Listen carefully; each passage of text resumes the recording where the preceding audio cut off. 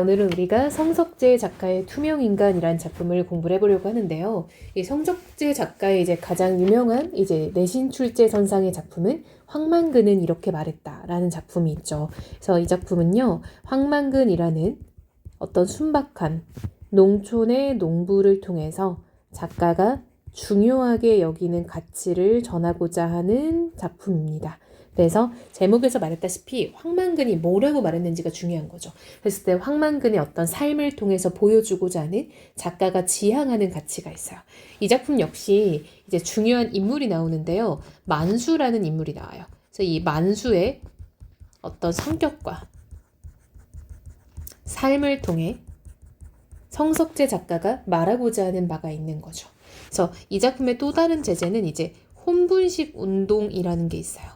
이게 이제 밥에 쌀밥에다 다른 걸 섞어서 먹는 그런 어떤 국가 운동이었는데, 이런 게 이제 그 당시 어떤 시대적인 배경이 드러나고 주된 소재가 됩니다. 그래서 과연 어떤 이야기인지 우리가 한번 읽어볼게요. 제목이 또 투명인간이죠. 과연 왜 투명인간이라는 제목을 가지고 있는지, 또 이제 이 작품, 교과에서 어떤 걸 가르치고자 하냐, 힘겨운 삶 속에서도 순박함을 잃지 않고 살아가는 한 인간의 모습, 그게 바로 만수거든요. 그래서 과연 만수가 어떤 모습을 보이는지 우리가 초점을 맞춰야 될 것 같아요. 자, 앞부분 줄거리는요. 부잣집에서 태어났지만 일제강점기의 사상 문제로 고초를 겪은 만수의 할아버지는 개울리라는 산골 마을에 정착하였고, 할아버지를 원망하던 아버지는 술꾼으로 전락한다. 그런 집안의 둘째 아들인 만수는, 자, 여러분, 중심인물 나왔죠. 볼품없는 외모에 유난히 허약하게 태어나 말도 듣고 이해력도 떨어지지만 더없이 순박한 인물이다. 명석한 형이나 영리하게 자기 입속을 챙기는 동생과 달리 만수는 어려운 형편 속에서도 가족과 주변 사람들을 배려하면서 소박한 삶을 살아간다. 자, 여러분, 이게 포인트죠. 만수는요, 어려운 형편임에도 불구하고 배려의 정서를 가지고 있고 소박한 삶을 살아간대요. 자, 이제 우리 본격적으로 어떤 일화 하나를 보게 될 겁니다. 사범학교를 졸업하고 교단에 서기 시작한 지 10년 만에 나는 고향인 문희읍 북쪽에 있는 국민학교로 정근을 갔다. 자, 여러분, 지금 보니까요, 새로운 인물이 나왔는데요. 나라는 인물이에요. 여러분, 우리 소설에서 나라는 인물이 나오면은 작품 속에 서술자가 있다라고 얘기를 하죠. 그래서 작품 속 서술자인 나가 있고요. 이 사람은 지금 국민학교로 정근을 갔다. 여러분, 국민학교가요, 대체적으로 한 89년생까지가 보통 국민학교를 다녔거든요. 그래서 이런 것들이 보통 시대적 배경을 알 수 있게 하는 어떤 단어인 거죠. 그래서 이게 이제 현재로 치면 초등학교예요. 그래서 옛날에는 그걸 국민학교라고 불렀습니다. 그때는 너나 할 것 없이 어렵게 살았다. 교사들도 예외는 아니었다. 사람들이 선생님이라는 존칭으로 부르는 교사라면 국가가 신분을 보장하는 교육 공무원이고 중산층인데 실상은 겨우 밥이나 먹고 사는 수준이었다. 여러분, 이 당시 중산층 우리가 보통 소시민이라고도 부르기도 했었죠. 치맛바람이라며 촌지라는 것을 보기 힘든 시골에서 쥐꼬리만한 월급을 모아 집 장만하고 살림하고 애 키우는 게 거의 불가능했다. 그나마 고향에는 도움을 받을 집안 어른들과 친척이 있고 쌀이며 채소 같은 농산물을 거저 가져다 먹을 수 있어서 살 것 같았다. 그와 함께 교육자로서 제대로 아이들을 가르쳐보자는 의욕이 생겼다. 자, 여러분, 여기가 이제 지금 어떤 나라는 서술자의 어떤 상황과 배경이 소개되는 대목인 거죠. 서술자의 직업도 나왔고요. 이 사람이 어떻게 살고 있는지 직업과 생활상이 등장하고 있죠. 그러는 한편 이 곳이 과연 어떤 동네인지가 좀 소개가 됐어요. 하지만 그런 의욕을 꺾는 게 교사들에게 부과된 잡무였다. 학업과 관련 없이 시키는 일이 끝없이 이어졌다. 새마을 운동이니 근면 저축 운동이며 혼본식 운동, 독서 생활화 운동처럼 전국적으로 벌어지는 것도 있었고 송충이 잡아오기, 곡식 이삭 주워오기, 잔디씨 훑어오기, 코스모스 모종 마을길의 심기처럼 지역 특성에 따라 학교장 재량으로 벌어지는 일도 있었다. 자, 여러분, 여기 보면요. 새마을 운동, 근면저축 운동, 혼분식 운동, 독서 생활화 운동, 이런 것들이 전국적으로 벌어졌대요. 이런 것도 시대적 배경을 알 수 있는 단어들이죠. 용의검사라는 것도 수시로 실시되었다. 여러분, 이것도 그 당시 하다가 지금은 안 하는 거잖아요. 대부분의 아이들이 손이 트거나 갈라져 있었고 콧물 묻은 소매는 때로 반질반질했다. 손톱은 시커멓고 옷 또한 빨래를 자주 하지 않아 더러웠다. 머리를 기계총으로, 여기죠? 허연 분칠을 하고 있는 아이들이 많았으니 용의 검사를 하면 안 걸리는 아이들이 별로 없었다. 여러분 이 기계총이요. 약간 이제 머리의 피부병이거든요. 그러니까 잘 못 씻으니까 이런 일이 많이 생겼다는 거죠. 다른 교사들과 의논해서 날이 따뜻해지던 날 아이들을 데리고 인근의 냇가나 도랑으로 가서 옷을 벗게 한 뒤 물속으로 밀어 넣었다. 때를 벗기기 위해서였다. 평생 처음 온몸에 물을 적신다는 아이들도 여럿이었다. 여러분 이 당시에가요 이제 좀 상수도 시설이 잘 안 돼 있던 시절이다 보니까 그러는 거예요. 그래서 당시에는 상수도 시설이 열악했다라는 거죠. 그래서 김원일 작가의 소설에도 보면 이게 물과 관련된 소재들이 많이 나오거든요. 그래서 여러분 여기까지가 약간 그 당시 약간 교사들이 뭐가 그렇게 힘들었다? 잡무가 그렇게 힘들었다라는 거죠. 교사들에게 부여된 잡무들이 되게 힘들었다라고 소개를 좀 하고 있죠. 그런 중에도 반백년 교사 생활에 잊지 못할 일이 하나 있다. 여러분 반백년이라는 거는 100년의 반이니까 50년을 말하는 거예요. 혼분식 운동이 한창이던 때였다. 학교에서 점심으로 먹을 도시락을 흰쌀밥으로 싸우지 못하게 했고 음식점에서도 흰쌀밥을 파는 것이 금지됐다. 교장은 읍내 4개 국민학교에서 맨 먼저 혼분식 운동 참여율 100%에 도달해야 한다고 아침마다 교사들을 닥달해댔다. 점심시간마다 담임교사가 교실로 가서 아이들의 도시락을 일일이 검사했다. 여러분 이때는 급식이 또 없었습니다. 일제히 도시락 뚜껑을 열게 하고 지침에 맞게 보리와 콩 같은 잡곡이 밥에 섞여 있는지 보는데 맨 위만 보리밥으로 살짝 덮어서 오는 아이들이 있어서 도시락을 뒤집어 오라고 하기도 하고 숟가락으로 파보기도 했다. 나는 검사 결과 기준이 미달된 아이들의 손바닥을 회초리로 따끔하게 세대씩 때렸다. 아이들이 미워서가 아니라 경각심을 돋우는 의미에서 약간의 매질은 교육적 효과가 좋은 것이라고 나는 지금도 믿고 있다. 자, 여러분 이 사람은요 체벌이 좀 효과가 있다라고 믿대요. 근데 지금도 그렇게 믿고 있대요. 즉 이게 약간 나의 어떤 성격을 알 수 있는 부분이죠.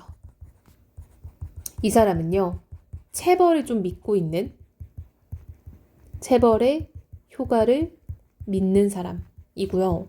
여러분 사실 이렇게 아이들을 좀 때리고 이러면 요즘에는 되게 좀 큰일 나잖아요. 그래서 이런 것들이 약간 좀 이 사람은 조금 권위주의적이고 사람이 내 말을 좀 들으려면 맞아도 돼 이런 생각이 있는 사람이잖아요. 그렇죠? 손바닥을 맞은 아이들은 다시는 쌀밥을 싸우지 않았다. 얼마나 아팠으면. 나는 남들에게 지고는 못 사는 성격이라. 여러분 대놓고 자기의 성격을 직접 제시했죠. 이런 게 바로 성격의 직접 제시입니다. 이런 거 우리가 문학 개념으로 텔링이라고 하죠. 말하기 기법이기도 하고요. 뭐 요약적 제시이기도 하고요. 어떤 분야에서도 내가 담임하는 반이 가장 높은 성적을 기록하기를 바랐고 그건 혼분식 운동에서도 마찬가지였다. 그러니까 여러분 이 당시가 이제 혼분식 운동을 왜 했냐면요. 이게 이제 좀 쌀이 좀 부족하다 보니까 쌀을 좀 이제 좀 소비를 줄이기 위해서 다른 곡식과 이렇게 섞여서 먹게 하게끔 한 거예요. 그래서 1956년 정도부터가 약간 이제 좀 이런 것들이 많이 진행되던 때입니다. 자, 여기가 이제 중심 사건이 되는 부분의 도입부죠. 그래서 혼분식 운동이라는 게 과연 어떻게 시작됐는지. 그런데 반 아이들의 3분의 1가량이 아예 도시락을 싸우지 못한다는 게 문제였다. 즉 여러분 내가 100%를 달성하고 싶은데 반 아이들 중에 3분의 1은요 도시락 아예 못 싸왔대요. 왜 그랬을까요? 그쵸. 가난해서 가난한 형편에 아예 도시락을 싸울 수가 없었던 거예요. 근데 여러분 이거를 100%를 달성하려면 모든 아이들이 도시락을 싸와서 모든 아이들이 혼분을 해야 되는 거잖아요. 그렇죠? 보릿고개 때가 되면 집에서 먹을 양식이 떨어져 버리는 이른바 전략농가의 자식들이었다. 자, 여러분 이게 이제 전략농가라는 게 이제 양식이 다 떨어진 그런 농가를 말을 하는 거예요. 그보다 형편이 나은 집 아이들 중에 감자밥, 고급한 밥을 싸와서 쌀밥에 도시락을 싸온 아이들이 볼까 부끄러워하면서 뚜껑으로 가려가며 먹는 경우가 많았는데 나는 그런 아이들을 칭찬하면서 당당하게 먹게 했다. 여러분 우리 애기들은 잘 모르겠지만 감자밥, 고구마밥이 쌀밥보다 약간 좀 가난한 형편을 드러내는 소재인 거죠. 그러니까 얘네들이 이제 부끄러워했던 거예요. 뭔가 밥에다 뭔가를 섞는 게 이제 밥이 너무 비싸니까 쌀이 너무 비싸니까 다른 것들로 배를 채우는 거잖아요. 그러니까 온전히 쌀밥 도시락을 싸온 아이들은 조금은 이제 형편이 나은 경우인 거죠. 그러니까 이제 부끄러웠다는 거야.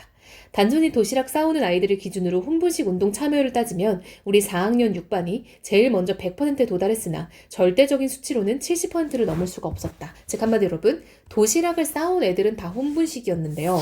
우리는 70%를 넘을 수가 없었대요. 왜요? 그쵸. 30%의 아이들은 도시락 자체를 쌀 수가 없었기 때문에, 쌀 수 없는 형편이었기 때문에 그런 거죠.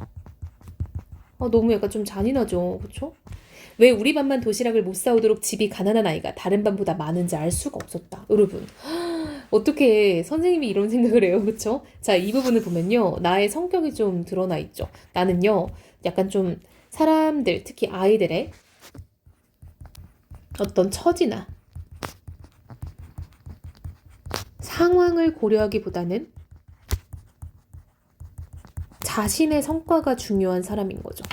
요즘 시대에 이랬으면 이제 이거 스레드 박제되죠? 인스타 박제되고 막 뉴스 뜹니다. 그쵸? 큰일 나죠. 신문을 보니 전국에서 서울의 초중 고등학교가 제일 먼저 혼분식 운동 참여율 100%에 도달했다. 서울에서 쌀이 많이 나는 것도 밀과 보리가 생산되는 것도 아니고 서울의 부모들이 가난하지 않거나 바쁘지 않거나 한 것도 아닌데 교감은 교무실에서 제일 잘 보이는 자리에 게시판을 세워놓고 학년별 반별로 그래프를 그려서 매일 혼분식 운동 참여율을 체크했다. 여러분, 여기서 우리가 교감 선생님의 성격도 알 수 있죠. 그렇죠? 그럼 교감 선생님은 어떤 사람이에요? 이 사람 역시 성과를 굉장히 중시 여기는 스타일인 거 알 수 있겠죠. 그러니까 사람들 막 쪼는 거예요, 이렇게. 4학년 전체에서 우리 반만 빼고 참여율 90%를 넘던 날 동료 교사들이 사환을 시켜 학교 앞 식당에 냄비 우동을 제대로 팔팔 끓여 가져다 달라고 주문을 하고 있을 때 나는 회초리가 아닌 몽둥이와 도시락을 들고 교실로 갔다. 머리가 팔팔 끓는 기분이었다. 왜요? 머리가 팔팔 끓는 건 약간 화가 났다는 거죠. 분노했다는 거예요. 도시락을 싸온 아이든 못 싸온 아이든 한 명도 밖에 나갈 수 없다고 선포하고 앞뒤 문을 잠갔다. 유리창까지 잠그겠다. 이게 진짜 무슨 일이에요. 그쵸? 즉, 이 사람은요, 본인이 이제 좀 뒤처지는 거를 못 견디는 성격인 거잖아요. 그쵸? 그래서 자신이 뒤처지는 거에 화가 난 거죠. 혼분식 운동은 단순히 쌀에 다른 곡식을 섞어서 먹자는 운동이 아니다. 나라에서 범국민적으로 시행하는 국민성 개조 운동이다. 우리나라는 국토의 70%가 산이다. 어차피 쌀만 먹고 살 수는 없는 것이다. 이런 환경을 가진 나라에 사는 국민이라면 부지런하게 열심히 살라는 취지를 가지고 있는 게 혼분식 운동이란 말이다.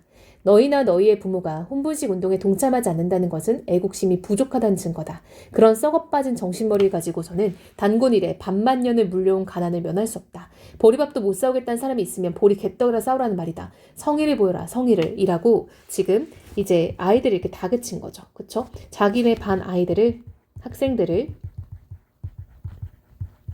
다그치는 나의 상황을 서술하는 거죠. 좀 요약적으로 서술했다라고 할 수 있겠죠. 근데 여러분, 이 요약이라는 말을 조금 더 오해하면 안 되는 게 약간 그러니까 이게 완전 요약적 제시라고 보기가 어렵다고 느낄 수도 있어요. 하지만 대화를 쓰지 않고 이제 여기를 이제 서술을 처리했다는 점에서 비교적 요약적인 거죠. 때는 4월 초순이었고, 자 여러분, 지금은 이제 계절적 배경이 봄이네요. 아까 그 보릿고개도 약간 그 시간적 배경을 알 수 있는 거죠. 보리도 밀도 익지 않고 고구마 감자 역시 수확 전이었다. 읍내에서 나고 자란 나는 그런저런 사정을 자세히 알지 못했다. 아니, 알 것까지 없었다. 여러분, 이 사람은요, 이제 좀 도시, 좀 읍내에서 살았기 때문에 농산일을 잘 알 수가 없었던 사람이다. 한마디로, 즉 나는 상황을 제대로 모르는 거죠. 즉 어떤 농가의 상황을 제대로 알지 못하는 환경이었던 거죠. 근데 그걸 나는 공부할 생각도 없었대요. 그쵸? 이 사람의 좀 성격이 되게 좀 이기적이고 비정한 거 알 수 있죠.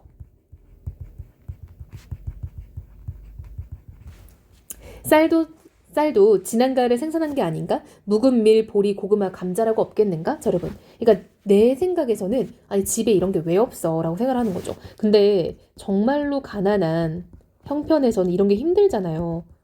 형편을 헤아리지 못하는 사람인 거죠.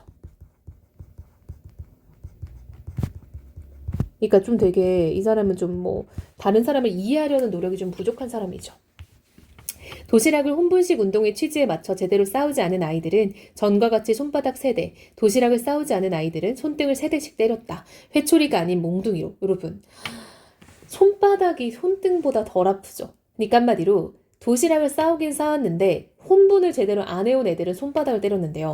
도시락을 안 싸운 애들은요, 손등을 때렸대요. 얼마나 아팠겠어요. 몽둥이로. 그쵸? 한마디로 그러니까 형편이 좋지 않은 아이들을 전혀 배려하지 않은 거죠. 그쵸?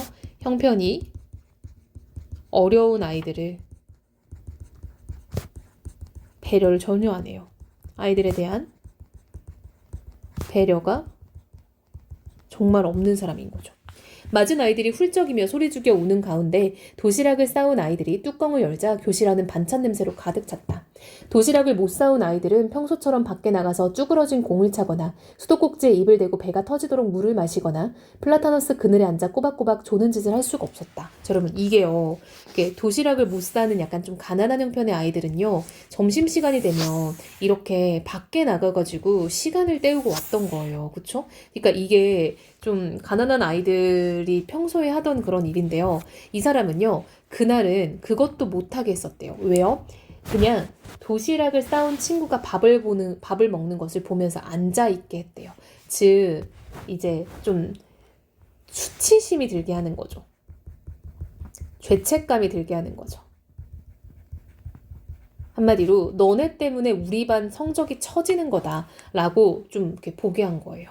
혼분식 운동의 취지에 맞는 도시락이 어떻게 생겼는지 잘 봐두어야 했다. 나도 인간일진데 감정이 실리지 않을 수 없었다. 한마디로 나 이렇게 뒤처지는 꼴 못 봐 이런 거죠.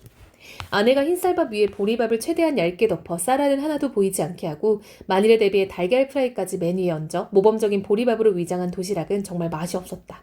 하얀 쌀밥에 기름이 둥둥 뜨는 고깃국을 찾는 이유를 알 것만 같았다. 교실은 밥 먹는 소리 외에는 떠드는 아이들 하나도 없이 조용했다. 도시락을 못 싸운 아이들은 숙제를 해오지 못한 아이들처럼 고개를 푹 숙이고 자리에 앉아 있었다. 장마철에 쓰러진 모를 보는 것 같았다. 한심하고 갑갑했다. 여러분, 이 아이들이요. 이제 그 숙제를 해오지 않는 건 불성실함의 문제인 거잖아요. 그쵸? 즉, 불성실한 아이들은 조금은 이렇게 뭔가 좀 교화가 필요할 수도 있겠죠. 근데 사실 도시락을 못 싸운 아이들은 그냥 형편 때문인 거잖아요. 형편이 어려워서 불가항력적인 상황인데.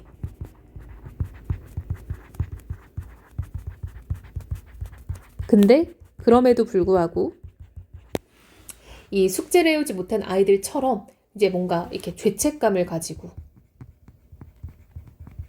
고개를 숙이고 있었다라는 거예요. 근데 나는 그걸 보고도 뭐라 했다? 한심하고 갑갑했대요. 내가 되게 비정한 사람인 거 알 수 있겠죠. 어떻게 선생님이라는 사람이 이럴 수가 있죠?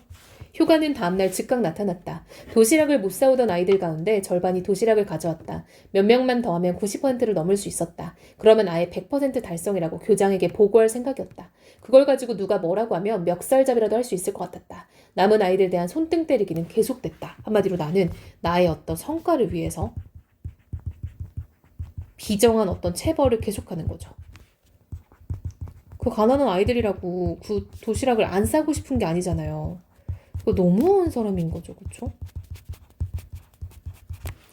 그러던 어느 날 어떤 아이가 구운 옥수수를 도시락이며 가져왔다. 학교에서 제일 멀리 떨어진 동네인 산촌 개운리에 사는 김만수였다. 여러분, 주인공 다시 나왔죠?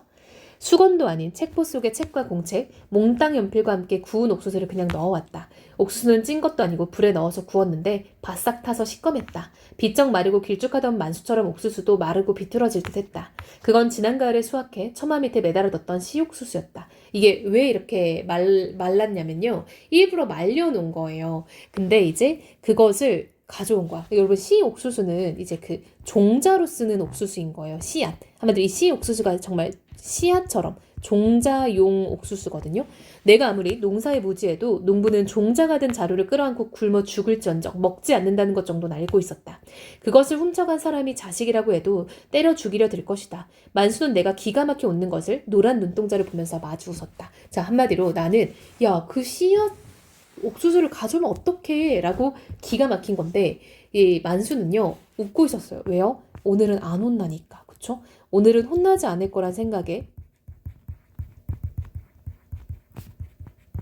기쁜 거예요. 너무하죠. 그쵸? 내가 우리 반의 혼분식 운동 참여율이 100%라고 보고한 그날, 미국에서 수입한 옥수수 가루로 만든 빵을 학교에서 배급하게 되었다고 교장이 자랑스럽게 발표했다.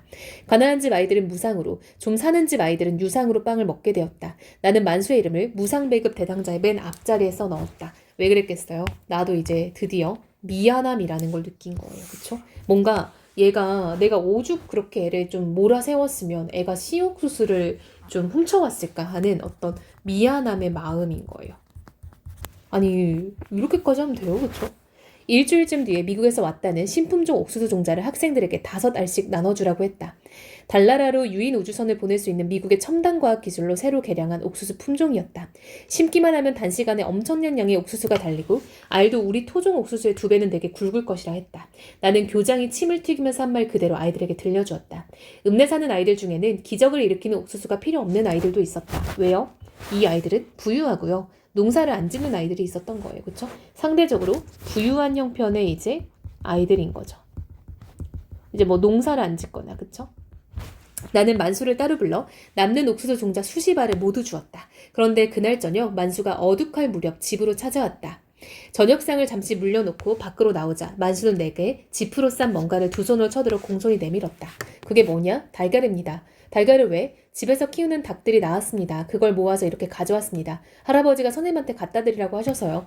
달걀은 사 먹으면 된다. 너희 집에서 먹을 것도 없을 텐데 이걸 왜 여기까지 가져온 거냐? 그러니까 만수는 하교를 하고 집에 갔다가 제 할아버지 심부름으로 다시 온 것이었다. 엎어지면 깨질까 지프로 달걀 10개를 꽁꽁 싸가지고 20리길을 달려왔다. 할아버지가 사람이 은혜를 알아야 한다. 염치가 있어야 한다고 선생님께 갖다 드리라고 하셨습니다. 됐다. 너나 먹어라. 구워 먹든 삶아 먹든. 내가 달걀 꾸러미를 도로 내밀자 만수는 손을 감추며 잽싸게 2걸음 뒤로 물러났다. 자, 여러분 이 달걀 꾸러미는요. 이제 그 할아버지가 만수와 어떤 이제 그 고마움을 표현하는 소재인 거죠. 왜요? 그 이제 종자 옥수수를 그렇게 많이 모아서 갖다 준 게 할아버지는 고마웠던 거예요. 근데 나는 사실 그 전까지 만수를 몰아세우면서 이제 없는 형편의 도시락을 못 사는 건데도 그걸 싸우게끔 했던 거잖아요. 근데 나는 이제서야 이제 반성을 하게 되는 거겠죠. 자기는 이렇게 좀 선생님에도 불구하고 아이를 몰아세우고 뭐라 하고 그래서 애가 오죽하면 종자 옥수수를 훔쳐오게끔 했는데 할아버지는 이제 그런 것들보다는 그 선생님이 만수를 생각해서 그 미국 옥수수 개량 옥수수 종자를 이렇게 챙겨준 거에 고마움을 느끼고 그거에 대해서 보답을 하고자 하는 거죠. 닭을 드리고 싶지만 암탉은 알을 낳아야 해서요. 선생님 장딸기 없으면 병아리를 못 갑니다. 아침에 일어날 시간도 모르고요. 그래서 달걀만 가지고 왔습니다. 그거 도로 가지고 왔다가 아버지한테 걸리면 저는 맞아 죽습니다. 내가 어이가 없어 머뭇거리고 있는데 만수는 고개를 꾸벅하고 말했다. 맞아 죽지 않게 해주셔서 고맙습니다, 선생님. 만수는 곧 어둠 속으로 사라져갔다. 나는 집신보다 약간 더 길쭉한 달걀 꾸러미를 들고 한동안 어둠을 향해 서 있었다. 고향의 학부형으로부터 생전 처음 받아보는 진심 어린 촌지였다. 그러니까 이건 여러분 진짜 뭔가 뇌물은 아니고, 그쵸? 고마움의 표현인 거잖아요, 그쵸?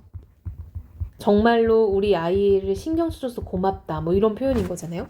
들고 있는 손을 한없이 부끄럽게 하는 그쵸. 나는 지금 만수를 제대로 배려하지 못했던 거에 대해서 이제 나는 부끄러움을 느끼는 거죠.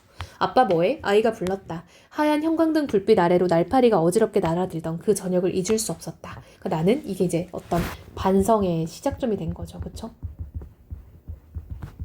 만수는 항상 개인적인 이익보다도 가족과 주변 사람들을 배려하는 사람으로 성장해 간다. 그래서 다른 사람들보다 못나 보이지만 오히려 어려움에 빠진 주변 사람들을 도와주고 점차 그들에게 필요한 사람이 된다. 그러나 가족과 동료들의 불행은 계속되고 그들을 위해 자신을 희생하던 만수는 더는 그것을 감당할 수 없는 상황을 맞아 투명 인간처럼 사라진다. 그쵸 여러분?